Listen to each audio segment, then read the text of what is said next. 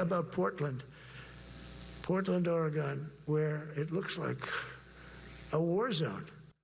President Donald Trump today doubling down on sending National Guard troops to Portland. In a new statement, the president says he's sending those 200 troops down to Portland over Antifa violence and federal property threats. Let's get straight to the evolving situation outside the ICE facility. That's where our reporter, Victor Park, has been all night. And Victor, earlier tonight, you saw federal agents drag away multiple protesters. What's going on?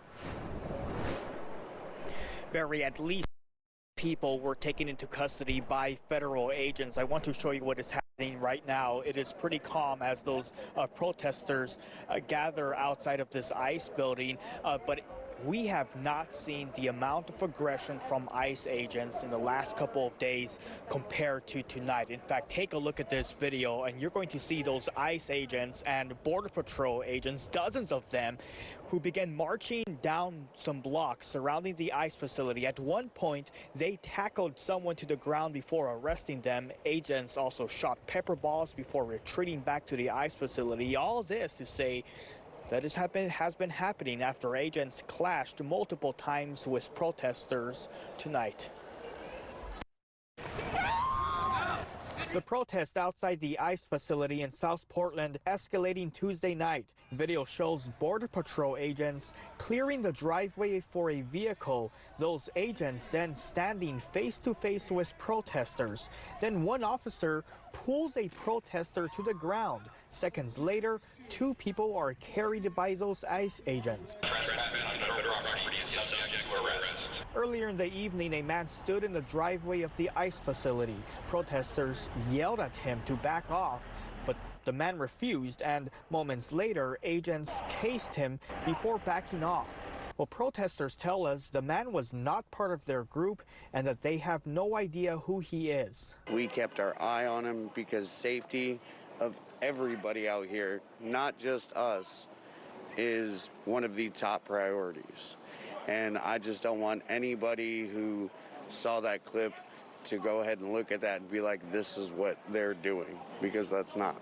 All this happening during the fourth night of protests outside the ICE building. Many angry over President Trump's decision to deploy National Guard troops to the city. I would love to say that it would make things better, but based off of the actions of the people inside without supervision.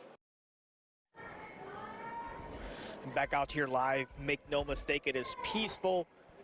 But earlier, we saw those agents firing pepper balls from the roof of the ICE building to protesters down right below and across the street. We've also heard a helicopter and seen it hovering above for several hours. Agents taking a much more aggressive approach tonight, and there is also a lot of uncertainty here as to what will happen next if or when those National Guard troops arrive. We'll keep you posted here on K2. In the meantime, we are live here in South Portland. I'm Victor Park, K2 News. Astonishing video from South Portland. Victor, thank you. And tonight, President Trump continued to double down on his deployment of National Guard troops. In a statement today, or speaking today, he referred to those ongoing protests at the ICE facility and a recent phone call with Oregon Governor Tina Kotek. Listen here. And I get a call from the liberal governor.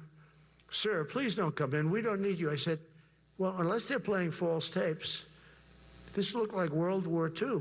I said, this place is a nightmare. It's certainly not the biggest, but it's one of the worst. It's brutal. Oregon Senator Jeff Merkley also sharing his thoughts on President Trump's speech today, saying this on CNN this morning. Portland has, among the 68 largest cities in the country, the largest drop in murder rate in the country. It has a 20% drop. In fact, it's been cut in half. A 20% drop in violent assaults. And Portland is pretty calm and peaceful and recovering, and businesses have been coming back downtown. We've been recovering from the riots that Trump incentivized and stimulated back in 2020, and we're like, stay away. My message. Senator Merkley also told anyone who wants to join protests to keep them 100% peaceful. He's also calling on Portland to, quote, not take the bait by resorting to violence, saying the president is using violence to justify more authoritarian control. And earlier today, K2 visited the state capitol, catching up with Republican Representative Alec Scarlatos, who served in the Oregon National Guard before running for elected office. Representative Scarlatos gave us his thoughts on what's being done in the hours leading up to the deployment of federal troops. Well, I imagine right now they're getting trained up on all the things that they need to do, what they're allowed to do, what they're not allowed to do.